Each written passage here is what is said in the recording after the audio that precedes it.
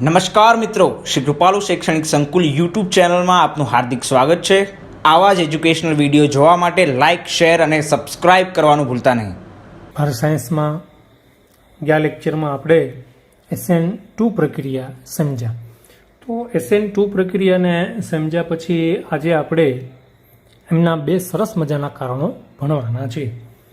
ઘણા બધા બાળકોએ મને પ્રશ્ન પણ પૂછ્યો કે સાહેબ અહીંયા ક્રમની અંદર સક્રિયતા સમજાવવાની છે, પણ આપણે અત્યારે એના જે કારણો છે એને અલગથી જ ભણવાના છે। ત્યારે મેં તમને ખાલી SN2 પ્રક્રિયા સમજાવી। હવે એને રિલેટેડ જે કારણો છે એ અત્યારે આપણે ભણવાના છે। તો એમાં પહેલું કારણ આપણે ભણવાના છે, બરાબર। તમે જે મને પ્રશ્ન પૂછ્યા હતા કે સાહેબ એનો ક્રમ શું આવે શું નહીં, એટલે એના માટે આ બધા તમારા જે પ્રશ્નો હતા એ આમાં આવી જશે। એમને બધું ભેગું સમજાવ્યું છે। હું એનું કારણ છૂટું પાડીને સમજાવું, ક્યારેક બોર્ડની અંદર આવી રીતે પણ પૂછી લે, એટલે એકદમ તમે સરસ રીતે એને તમે લખી શકો, એનો આન્સર આપી શકો। જો 4 માર્ક્સમાં પૂછવું હોય કે SN2 પ્રક્રિયા, તો તમને પહેલાં સમજાવ્યું એ પણ લખવાનું અને આ કારણો પણ એમાં લખી દેવાના। નાના કારણો છે પણ મારા દીકરા સમજવા જેવા છે, આપણે સમજીએ। તો પહેલું કારણ છે કે ભાઈ SN2 ક્રિયા વ્યુત્ક્રમણીય ક્રિયા છે, તમને આવું પૂછે તો વ્યુત્ક્રમણીય એટલે શું? ઉલટાઈ જવું। ખરેખર એનો મતલબ થાય વ્યુત્પન્ન નથી ભાઈ સાહેબ, વ્યુત્ક્રમણીય છે। વ્યુત્પન્ન એટલે સંયોજન, આ વ્યુત્ક્રમણીય છે। વ્યુત્ક્રમણીયનો મતલબ થાય ઉલટાઈ જવું। શું મતલબ થશે એનો? ઉલટાઈ જવું। હું અહીંયા લખું છું ઉલટાઈ જવું। હવે તમે સિમ્પલી જુઓ તો આપણે જે પ્રક્રિયા ભણી ગયા એમાં શું છે, તો કે જે કેન્દ્રાનુરાગી ઘટક ન્યુક્લિયોફિલિક છે, એટલે કે ઋણાયન, એ હેલો આલ્કેનમાં હેલોજનની વિરુદ્ધ બાજુએથી હુમલો કરશે। આ હેલોજન છે ક્લોરીન, બરાબર। એની વિરુદ્ધ બાજુએથી આ ન્યુક્લિયોફિલિક કેન્દ્રાનુરાગી ઘટક છે એ હુમલો કરશે કે કાર્બન અસતઃ ધનભારિત હશે અને ક્લોરીન અસતઃ ઋણભારિત હશે। તો આ જે ઋણાયન છે, આ જે કેન્દ્રાનુરાગી ઘટક છે, એને ધનભારિત કાર્બન પ્રત્યે આકર્ષણ થાય અને જેને કારણે તે કાર્બનના ધનભાર પ્રત્યે આકર્ષાય, કાર્બન સાથે જોડાવાનો પ્રયત્ન કરશે। આ બધી આપણે સ્ટોરી ભણી ગયા, બરાબર, આગળના લેક્ચરમાં।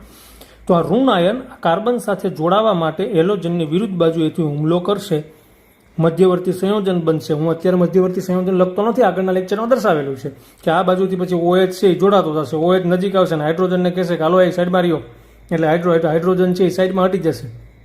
હાઇડ્રોજન નાના છે એટલે સરળતાથી સાઈડમાં હટી જશે અને OH ધીમે ધીમે આ કાર્બન સાથે જોડાતો જશે, ક્લોરીન ત્યાંથી નીકળતો જશે। એક સમય એવો આવશે કે 50% OH કાર્બન સાથે જોડાઈ જશે અને 50% ક્લોરીન ત્યાંથી નીકળી જશે, એને આપણે મધ્યવર્તી સંયોજન કહેતા હતા। અને પછી ધીમે ધીમે શું થાય, તો કે ક્લોરીન ધીમે ધીમે નીકળતો જ જાય ને OH ધીમે ધીમે જોડાતો જાય। એક સમય એવો આવે કે સંપૂર્ણ ક્લોરીન નીકળી જાય ને OH જોડાઈ જાય, મારા દીકરાઓને નિપજ મળશે ફાઇનલી આપણને કેવી, આવી રીતના નિપજ મળશે। મેં દર્શાવ્યું હતું, બરાબર। આ બધું જ આગળના લેક્ચરમાં લખેલું છે। ક્લોરીન છૂટો પડશે, ઋણાયન સ્વરૂપે ક્લોરીન છૂટો પડશે। હવે આ આપણને નિપજ મળી અત્યારે। હવે તમે જરા ધ્યાનથી જુઓ, આ જે નિપજ મળી, અહીંયા ક્લોરીન કઈ બાજુ હતો? જમણી બાજુ, એ નીકળી ગયો। નવો સમૂહ આવ્યો એ કઈ બાજુ આવ્યો? ડાબી બાજુ। આપણી ડાબી બાજુ કહેવાય, આ આપણી જમણી બાજુ કહેવાય, બરાબર। ટૂંકમાં જે ક્લોરીન જે બાજુએ હતો ને એના કરતાં વિરુદ્ધ બાજુએ નવો આવનારો સમૂહ જોડાણો, એટલે પ્રક્રિયક છે ને એના કરતાં, પ્રક્રિયક એટલે હેલો આલ્કેન, એના કરતાં આ જે નિપજ મળે છે ને એ નિપજનો વિન્યાસ, ગોઠવણી, નિપજનો જે વિન્યાસ છે એની ગોઠવણી છે ને સતંતર રીતે બદલાઈ જાય છે, એકદમ ઉલટી થઈ જાય છે અને આ ઘટનાને વ્યુત્ક્રમણની ઘટના કહેવાય। અહીંયા વ્યુત્ક્રમણની ઘટના થાય એટલે આને વ્યુત્ક્રમણીય ક્રિયા કહેવાય। બસ આટલી જ વાત છે કે ભાઈ અહીંયા હેલોજન, મુખ્ય જે હેલો આલ્કેન છે એમાં હેલોજન આપણી જમણી બાજુએ હોય છે। આવનારો નવો કેન્દ્રાનુરાગી ઘટક એટલે કે OH- હેલોજનથી વિરુદ્ધ દિશાએથી હુમલો કરે ને હેલોજનની વિરુદ્ધ દિશામાં જોડાય અને ફાઇનલ મુખ્ય નિપજ આપે છે। મુખ્ય નિપજની અંદર આવનારો નવો અથવા જોડાતો નવો કેન્દ્રાનુરાગી ઘટક હેલોજનથી સતત વિરુદ્ધ બાજુએ જોડાયેલો જોવા મળે છે, એટલે નિપજની ગોઠવણી પ્રક્રિયકની ગોઠવણી કરતાં સતત ઉલટી દેખાય છે અથવા ઉલટી મળે છે આપણને। બસ એ ઘટનાને વ્યુત્ક્રમણની ઘટના કહેવાય। અહીંયા પ્રક્રિયકની ગોઠવણી કરતાં નિપજની ગોઠવણી એકદમ વિરુદ્ધ મળતી હોવાથી આ ક્રિયાને વ્યુત્ક્રમણીય ક્રિયા કહેવાય અથવા આ ઘટનાને વ્યુત્ક્રમણની ઘટના કહે છે, બરાબર। આ કારણ છે એમાં। અને બીજું કારણ આપણે સમજવાનું છે હવે અહીંયા બધા ફરી એકવાર જુઓ, આ OH છે ને એ આ કાર્બન સાથે જોડાવા માટે ધીમે ધીમે કાર્બનની નજીક આવશે, બરાબર. હું અહીંયા ડોટ ડોટ ડોટ મેં લાઈન દર્શાવી છે. ધીમે ધીમે એ કાર્બનની નજીક આવવાનો પ્રયત્ન કરશે. પણ હમણાં મેં તમને કીધું કે OH કાર્બનની નજીક આવશે તો કાર્બન સાથે આજુબાજુમાં કોણ જોડાયેલું છે? હાઇડ્રોજન જોડાયેલા છે. જો મારા દીકરા, હવે OH તો મોટો છે, હાઇડ્રોજન ખૂબ નાના છે, એટલે OH છે ને હાઇડ્રોજનને કહેશે. શું કહેશે હાઇડ્રોજનને?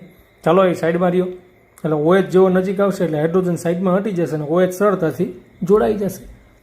OH સરળતાથી કાર્બન સાથે જોડાઈ જશે, બરાબર. પણ હવે તમે જુઓ, કારણ એવું છે કે પ્રાથમિક આલ્કાઇલ હેલાઇડથી તૃતીયક આલ્કાઇલ હેલપ તરફ જતા સક્રિયતા ઘટે.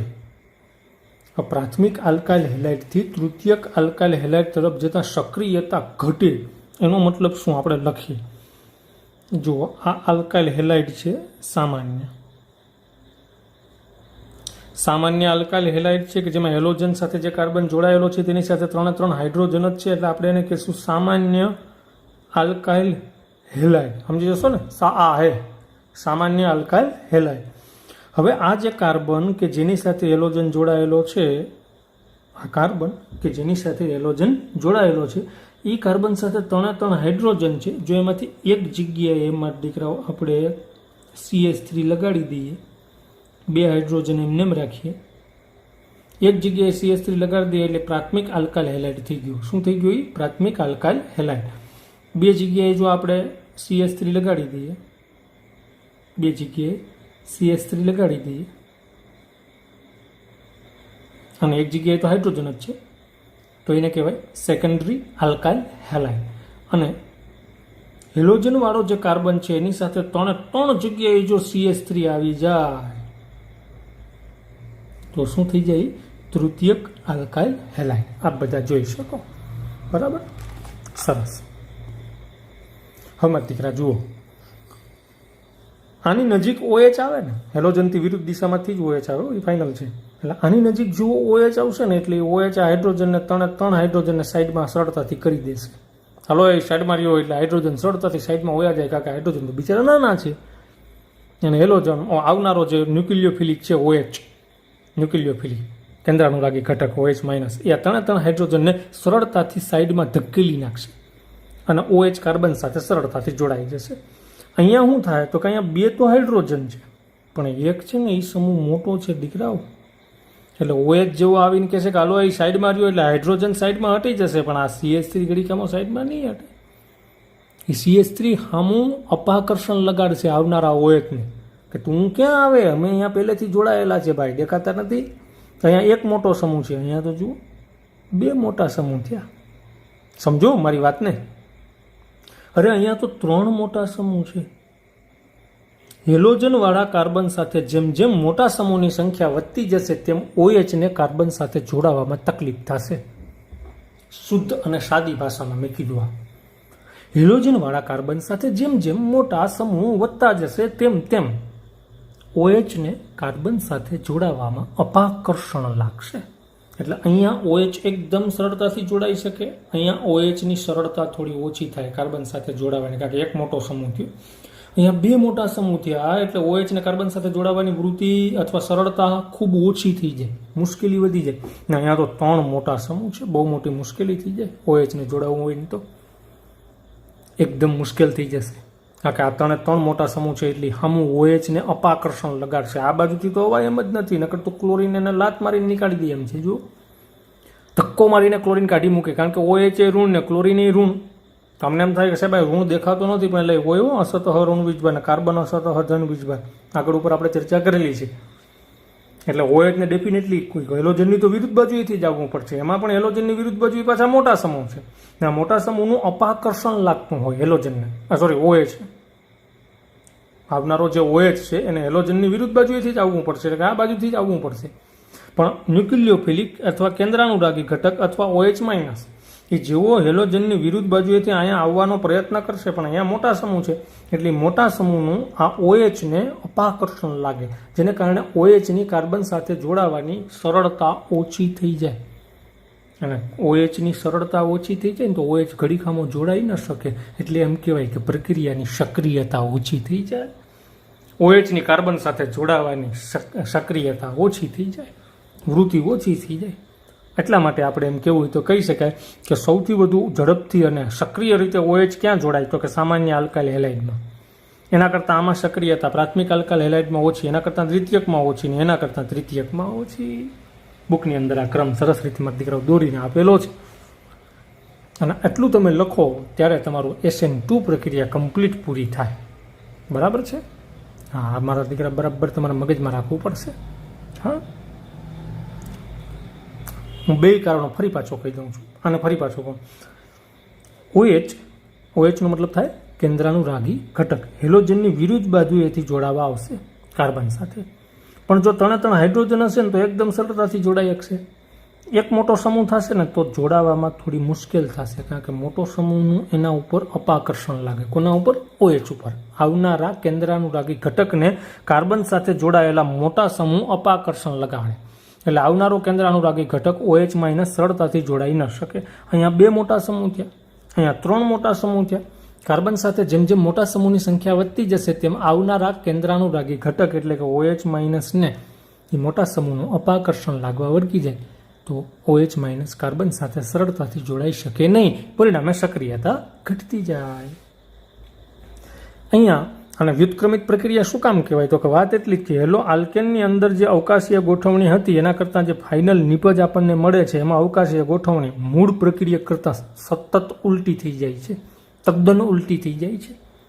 મૂળ પ્રક્રિયા કરતાં મળતી નિપજમાં ગોઠવણી અથવા વિન્યાસ તદ્દન ઉલટાઈ જાય છે. એ ઘટનાને વ્યુત્ક્રમણની ઘટના કહેવાય. એટલે આ વ્યુત્પન્ન નથી, વ્યુત્ક્રમણ છે. જોજો, ગોઠવણી ઉલટાઈ જાયની ઘટનાને વ્યુત્ક્રમણ કહેવાય. અહીંયા મૂળ પ્રક્રિયકની ગોઠવણી નિપજની ગોઠવણી એકદમ ઉલટી છે, સતત એકબીજાથી ઉલટી છે, એટલે અહીંયા આ ક્રિયાને વ્યુત્ક્રમણીય ક્રિયા પણ કહી શકાય. એવું આપણે કહેવું હોય તો કહી શકાય. અહીંયા તમને જો માત્ર એટલું પૂછે ને તો તમારે સરસ રીતે લખવાનું રહેશે કે SN2 પ્રક્રિયાને વ્યુત્ક્રમણીય પ્રક્રિયા શું કામ કહેવાય? કારણ કે SN2 પ્રક્રિયામાં કેન્દ્રાનુરાગી ઘટક હેલોજનની વિરુદ્ધ બાજુએથી જોડાવાનો પ્રયત્ન કરે છે, જેથી મુખ્ય નિપજમાં અથવા ફાઇનલ નિપજમાં, અંતિમ નિપજમાં તમે જે શબ્દ રાખો એ અંતિમ નિપજમાં OH હેલોજનની સતત વિરુદ્ધ બાજુએ જોડાયેલો જોવા મળે છે. એટલે કે અહીંયા નિપજનો વિન્યાસ પ્રક્રિયકના વિન્યાસથી સતત ઉલટો મળે છે, તેથી આ ઘટનાને વ્યુત્ક્રમણીય ઘટના કહી શકાય. સરસ માધ્યમ. અને હવે અહીંયા SN2 પૂરું થઈ ગયું. હવે આપણે સમજવાનું છે SN1 પ્રક્રિયા.